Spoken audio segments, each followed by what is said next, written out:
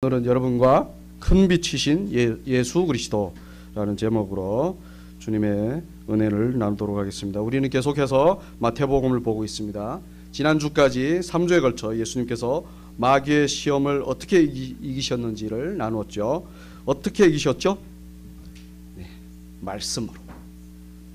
육신으로는 절대로 이기지 못하는, 일반 사람은 절대로 이길 수 없는 그런 시험들을 예수님은 다 말씀으로 이기셨습니다. 그래서 예수님을 이긴 자라고 불러요. 사실 사람 중에 예수님만 유일한 이긴 자이십니다. 자, 그런데요, 그 이긴 자이신 예수님을 믿는 우리는 어떻게 불릴까요? 네, 우리도 이긴 자로 불립니다. 비록 육신의 연약함 때문에 때로는 넘어져도 믿음으로 예수 그리스도와 하나 된 이상 우리는 이긴 자들인 것입니다. 그는 신천지 같은 이단에서는 이만희만 이긴 자라고 부릅니다. 그는 사람을 속이는 자이기 때문에 자기만 이긴 자인 거예요. 하지만 성경적으로 이긴 자는 예수 그리스도와 그를 진실로 믿는 모든 우리가 바로 이긴 자들이라는 것을 꼭 기억하시기 바랍니다. 이 사실을 모르니 많은 사람들이 신천지 같은 이단에 빠져 있는 거예요. 어제 아이들이랑 산책을 하다가 이렇게 하나님의 교회라는 이단 교회 앞을 이렇게 지나가게 됐습니다. 때마침 그들이 토요일에 예배를 드리거든요. 그들은 토요일이 그 율법대로 토요일에 이렇게 예배를 드려야 된다 해서 그 토요일에 드리는데, 우리가 지나갈 때 때마침 그들이 나오는 거예요. 근데 사람들이 많이 나오니까 예나가 그러는 거예요. 와, 이 교회는 인기가 많네. 좋겠다. 우리 교회는 인기가 없는데. 그래서 제가 그랬습니다. 예나야, 진짜 가짜는 원래 인기가 많은 거야, 진짜보다. 그랬더니 와, 우리 교회도 가짜였으면 좋겠다. 그래서 제가 그랬죠. 예나야, 가짜보다 진짜가 좋은 거야. 진짜가 예수님만 믿는 거야. 그래서 천국 가는 거야. 그랬더니 예나가 저기는 그러면 예수님 안 믿어? 그렇지, 예수님만 안 믿지. 그래? 그럼 왜 그래? 그래서 예수님만 믿기를 싫어해서, 그래서 안 믿는 거야. 그랬더니 그럼 나는 예수님만 믿고 천국 가야지, 예나가 그러더라고요. 저는 예나와 그런 대화를 하면서 정말 감사했습니다. 왜냐하면 어린 예나에게는 예수만 믿어야 천국 간다는 게 확실하기 때문에. 인기가 없어도 우리를 위해 십자가를 지심으로 모든 것을 이기신 예수님만 진짜 이긴 자이시며, 예수님만 우리 모두를 천국으로 구원하신다는 것이 더 확실해졌기 때문에. 그런 이긴 자이신 예수님께서 오늘 본문 17절을 보시면 회개하라, 천국이 가까이 왔느니라를 전파하시며 사역의 포문을 여십니다. 그분의 공생의 사역의 포문이 열리는 거죠. 그런데 여기서 오해하지 마셔야 하는 것이 있는데요. 그것은 바로 예수님의 사역은 그저 말로만 하는 사역이 아니라는 거예요. 우리는 앞으로 마태복음을 쭉 볼 텐데요. 예수님은 움직이심으로, 가르치심으로, 기적을 행하심으로, 최종적으로 십자가를 지심으로 죽었다 3일 만에 다시 부활하심으로 우리에게 무엇이 회개하라, 천국이 가까이 왔느니라인지를 알려주세요. 그러니까 예수님은요, 당신의 삶 전체를 통해서 회개하라, 천국이 가까이 왔느니라를 전파하신 거예요. 그런데요, 이 회개하라, 천국이 가까이 왔느니라를 사실 누가 먼저 말했었죠? 누가 먼저 전했었죠? 광야에서 외치는 소리, 즉 세례 요한이 했단 말입니다. 세례 요한은 회개하라, 천국이 가까이 왔느니라를 외친 것뿐만 아니라 예수님에 대해 증언한 사람이에요. 그리고 직접 예수님에게 세례를 베푸고 성령이 예수님에게 임할 때 예수님께서 당신의 사랑하는 아들이라는 하신 그 말씀을 직접 들은 사람이 바로 세례 요한입니다. 그런데 그런 세례 요한이 오늘 본문 12절 보시면 어떻게 됐다고 하죠? 잡혀갔다고.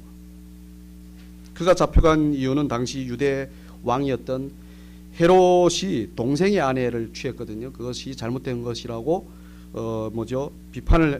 지적을 했기 때문에 잡혀갔는데요.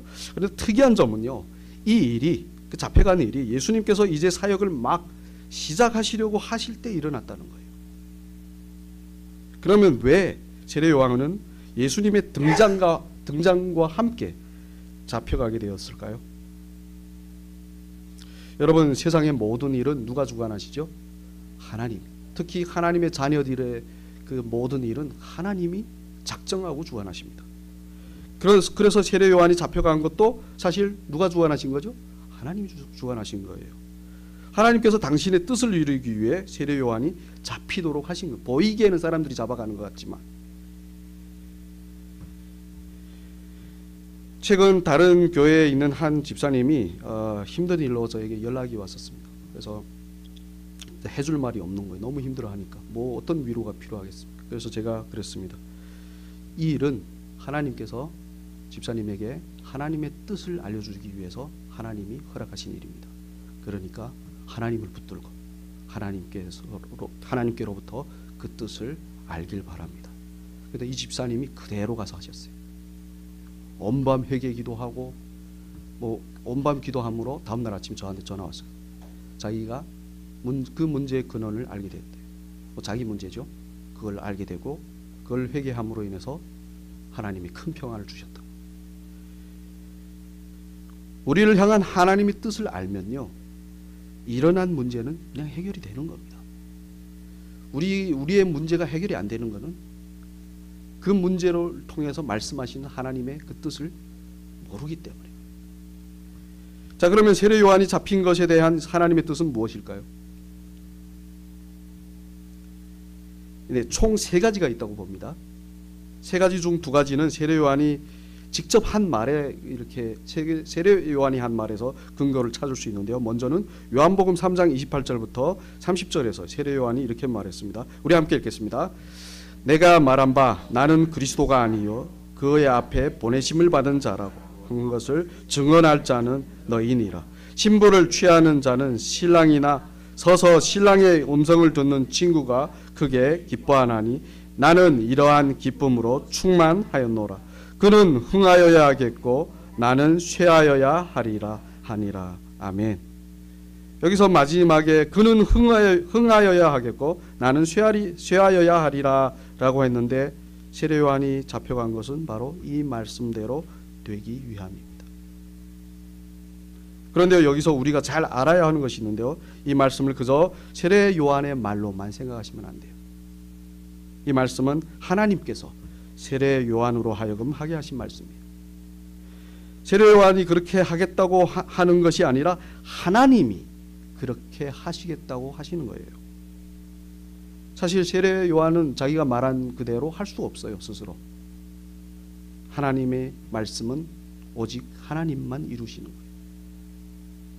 그래서 여러분, 우리 입을 통해 나온 어떤 신앙 고백 있잖아요. 우리는 그저 입으로만 고백할 뿐이에요. 우리는 그 고백을 이루어낼 수 없습니다. 그 고백은 누가 이루어 주시죠? 그 고백을 우리 안에 넣어 주신 하나님께서 이루시는 겁니다. 그래서 세례 요한으로 하여금 잡혀가게 하신 거예요.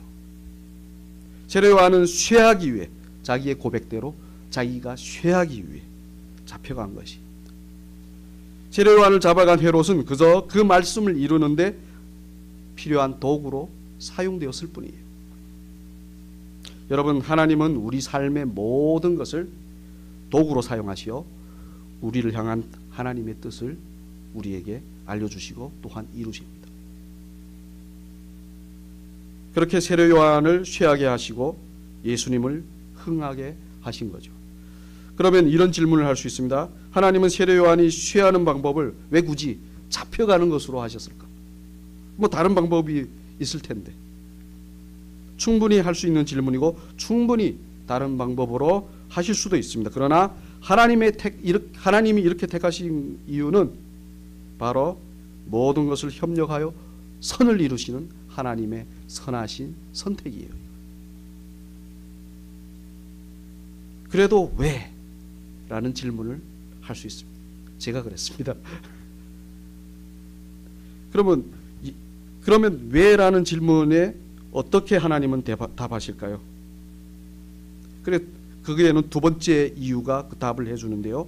바로 세례 요한으로 하여금 자기가 전한 회개하라 천국이 가까이 왔다라고 한 말씀을 제대로 알게 하시기 위해서요.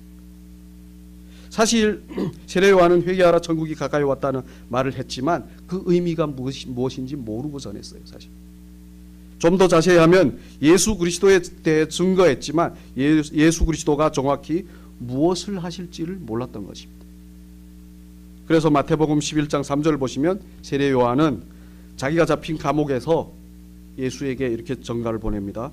오실 그이가 당신이오이니까 우리가 다른 일을 기다리오리까.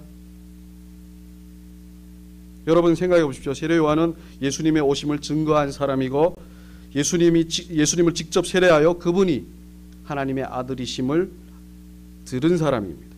그런데 그런 사람이 오실 그이가 당신이오이까? 다른 일을 기다리오이까? 이렇게 질문하는 게 말이 됩니까?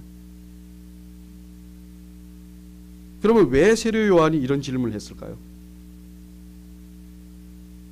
네, 그것은 예수님이 하시는 일이 자기가 생각했던 그리스도가 할 일과는 전혀 달랐기 때문이에요. 그러니까 예수님이 자기가 생각하는 그리스도와 다른 거예요. 당시 유대인들은 로마 제국의 식민지로 있었습니다. 그래서 그들이 고대했던 그리스도는 그 로마 제국으로부터 자기들을 구원해줄 그리스도였던 것입니다. 세례 요한도 그런 그리스도를 생각하고 있었던 것입니다. 그래서 잡혀 있는 자기를 예수님이 와서 구해주길 바랬어요. 그런데 예수님은 전혀 그럴 생각이 없어 보였습니다. 그냥 여기저기 돌아다니시면서 천국 복음만 전파하고 계셨던 것입니다. 그래서 의심이 나는 거예요.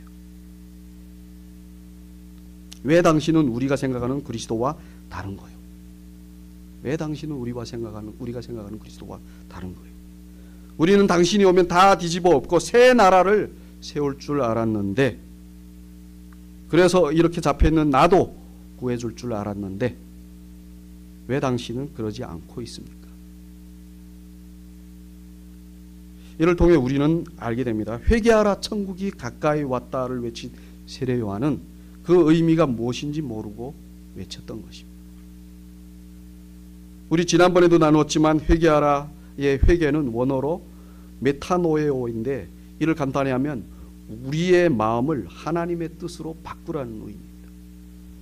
우리가 옳다고 하고 우리가 바라는 것을 하나님이 옳다고 하시고 하나님이 바라시는 것으로 바꾸라는 거예요. 그게 바로 회개하라예요. 그러나 세례 요한은 이를 몰랐죠. 물론 회개하라라는 문자적 의미는 알았을 것입니다. 그러나 그 말씀의 영적인 의미는 몰랐던 거예요. 그러니 그는 예수님을 자기가 생각한 그리스도와는 다르다고 여겼던 거죠. 그런 그에게 예수님께서 이렇게 말씀하십니다. 마태복음 11장 4절부터 6절까지인데 함께 읽겠습니다. 예수께서 대답하여 이르시되 너희가 가서 듣고 보는 것을 요한에게 알리되 맹인이 보며 못 걷는 사람이 걸으며 나병한 자가 깨끗함을 받으며 못 듣는 자가 들으며 죽은 자가 살아나며 가난한 자에게 복음이 전파된다 하라. 누구든지 나로 말미암아 실족하지 아니하는 자는 복이 있도다 하시니라. 아멘. 당신이 오실 이가 그가 맞습니까? 당신이 바로 오실 그가 맞습니까? 왜 내가 보기엔 아닌 것 같죠? 라고 하는 세례 요한에게 예수님은 내가 바로 그다. 그러나 이런 나로 말미암아 실족하지 않는다면 복이 있다 라고 말씀하시고, 간단히 하면, 좀 더 간단히 하면요, 이런 나가 바로 그리스도야. 그러니 네가 생각하는 그 그리스도를 버리고 이런 나를 받아들여. 이게 예수님이 하시려는 말씀. 이는 세례 요한이 외쳤던 회개하라 천국이 가까이 왔다라는 의미와 정확히 같은 의미예요. 왜냐하면 천국이 가까이 왔다라는 의미는 하늘에서 내려오신 하나님의 아들 예수 그리스도가 바로 우리 가까이에 온 천국이기 때문이에요. 이 세상에 그분이 유일한 천국입니다. 그분이 바로 천국으로 가는 문이요 길이요 진리이신 거예요. 그래서 사람이 자기의 모든 것을 옳다고 여기는 생각이나 가치관이나 신념이나 바라는 모든 천국 같은 것들 다 버리고 오직 자기에게 찾아오신 예수 그리스도를 그 모습 그대로 받아들이는 것, 믿는 것, 그게 바로 회개하라 천국이 가까이 왔다가 이루어지는 거예요. 그래서 예수님이 11장 4절과 5절에서 요한에게 알리되 맹인이 보며 못 걷는 사람이 걸으며 나병 환자가 깨끗함을 받으며 못 듣는 자가 들으며 죽은 자가 살아나며 가난한 자에게 복음이 전파된다라고 하라고 하신 거예요. 회개하면 천국이 사람에게 임한다는 말씀이 실제로 예수님을 만난 불치병 환자들이 치유받는 것으로, 그리고 죽은 자가 살아나는 것으로, 가난한 자들에게 복음이 이렇게 전해지는 것으로 이루어진다고 이렇게 보여주신 거예요. 일어나잖아. 말씀대로 되잖아. 내가 그 그리스도야. 세례 요한이 생각했던 이 땅에 새로운 나라를 세우는 그런 그리스도관, 그런 천국이 가까이 왔다는 그 어떤 그런 의미가 와장창 다 깨지는 거예요. 그가 생각했던.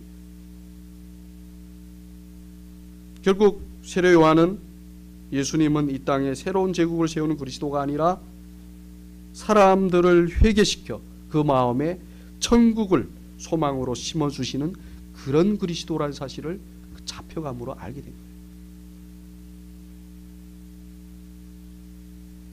그 천국은 바로 예수님이 십자가에서 사람의 모든 죄를 짊어지고 대신 피 흘려 심판받아 죽으심으로 열어놓으신 천국입니다. 그래서 이 천국은 오직 예수 그리스도를 믿음으로 들어가는 거죠. 이는 이 세상 모든 사람이 가진 천국의 개념을 다 깨버리는 거예요. 모든 종교와 전혀 다른 개념, 모든 철학자들과 사상가들과는 전혀 다른 개념.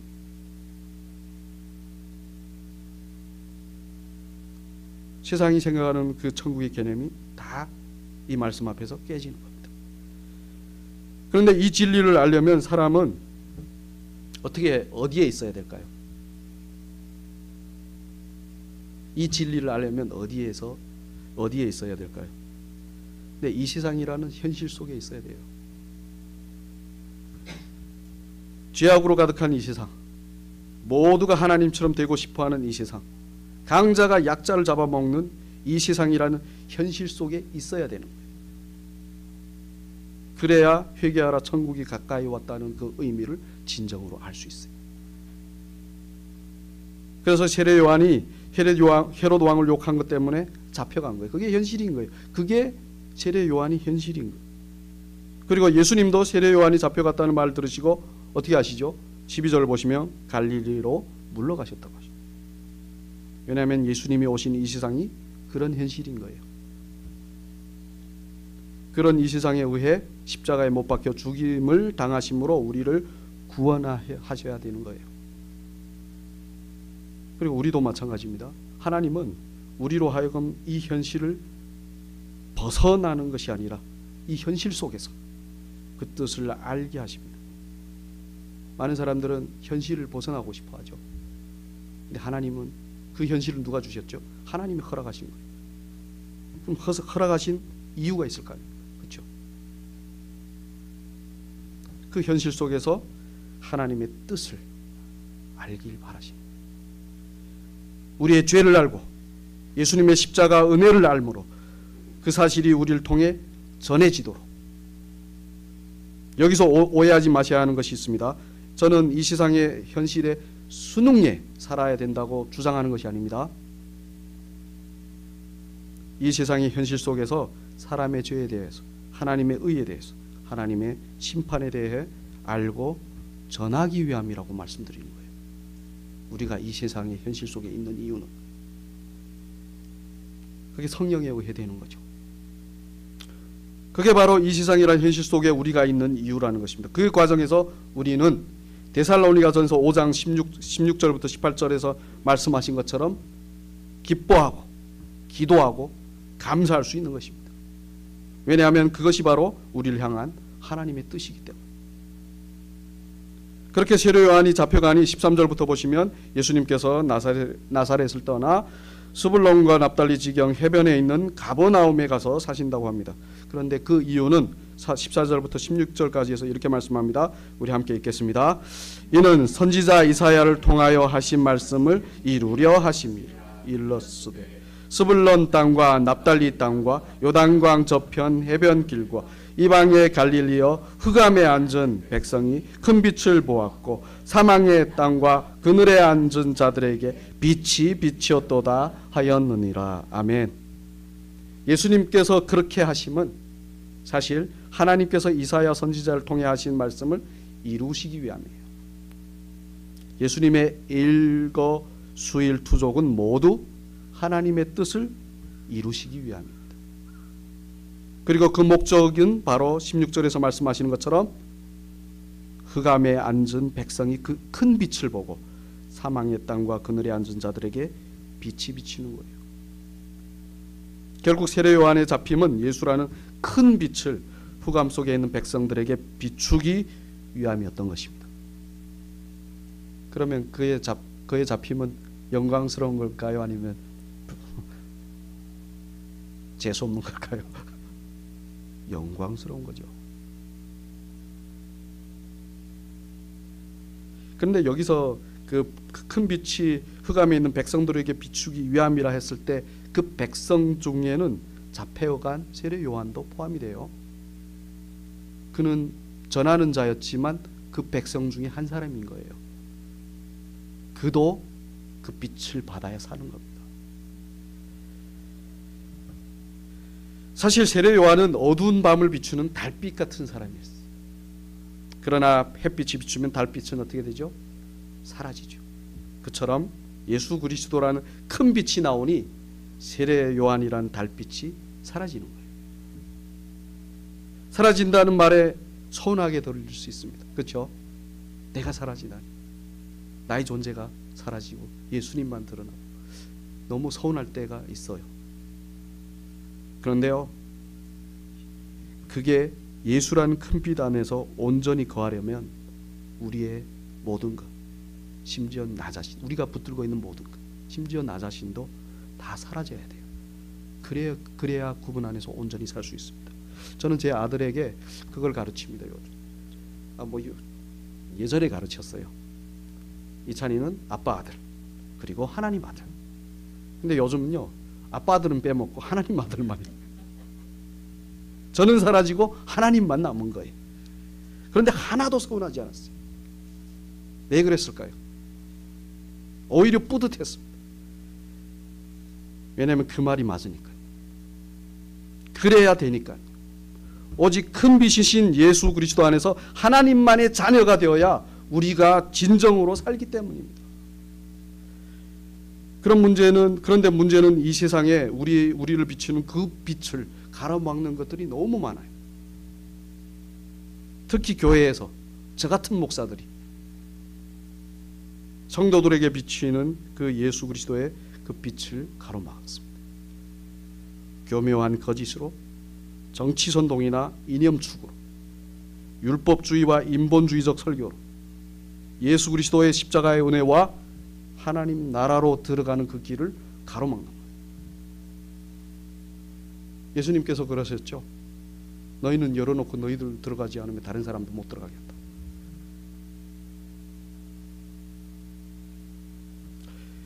여러분 혹시 일식이라고 아시나요? 달이 해를 가리는 현상이에요. 제가 어릴 때 경험했었는데요. 달이 해를 가리는 그 순간은 대낮이어도 밤같이 어둡습니다. 그 현상과 같습니다. 저 같은 목사가 자기를 위해 목회를 한다면 아무리 그 교회가 부흥한다 해도 거기는 그저 어둠 그 자체인 거예요.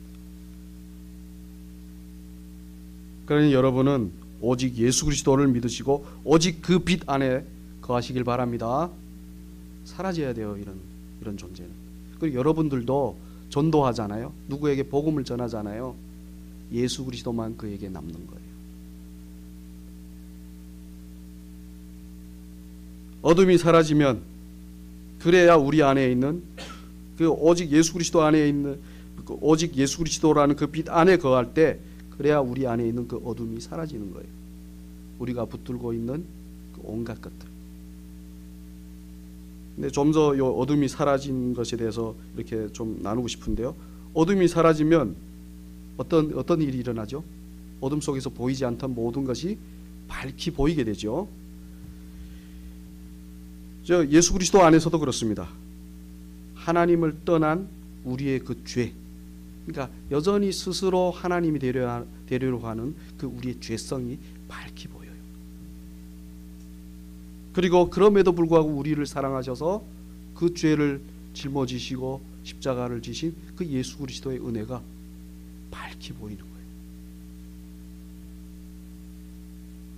거예요. 그 빛 안에서는 우리는 진짜 하나님의 그 무궁무진한 사랑을 정말 밝히 볼 수 있습니다. 근데 오직 어디에서만 볼 수 있다고요? 예수 그리스도. 예수 그리스도만 그 빛이라는 거예요. 그 외에는 절대로 볼 수 없습니다. 예수라는 빛 가운데서 나를 알고 하나님을 아는 거예요. 그렇게 나를 알고 하나님을 알 때 우리에게는 이런 능력이 생겨요. 다른 사람을 이해하는 능력. 다른 사람을 차별하지 않고 무시하지 않고 미운 자를 용서하고 약자를 돕고 욕망이 아닌 진리를 따라 사는 사람. 그게 예수라는 그 빛 안에 우리가 있을 때 그 능력이 있는 것입니다. 그렇게 살 때 비로소 우리는 어두운 이 세상을 비추는 주님이 말씀하신 대로 빛과 소금이 되는 겁니다. 그 빛과 소금 그냥 되는 게 아니에요. 우리가 그 빛 속에 있어야 됩니다. 우리의 자녀들에게, 우리 배우자에게, 우리 주변에 있는 모든 사람들에게 빛과 소금이 되기를 원하잖아요. 우리 사실 우리의 바람이잖아요. 그걸 하나님께서 하시는데 우리로 하여금 주님 안에만, 주님이시라는 그 큰 빛 안에, 예수라는 그 큰 빛 안에만 머물게 하심으로 그렇게 되도록 하신다는 거예요. 그런 은혜 속에 있으시길 바라며 우리 함께 찬송가 84장 온 세상이 캄캄하여 찬양하겠습니다.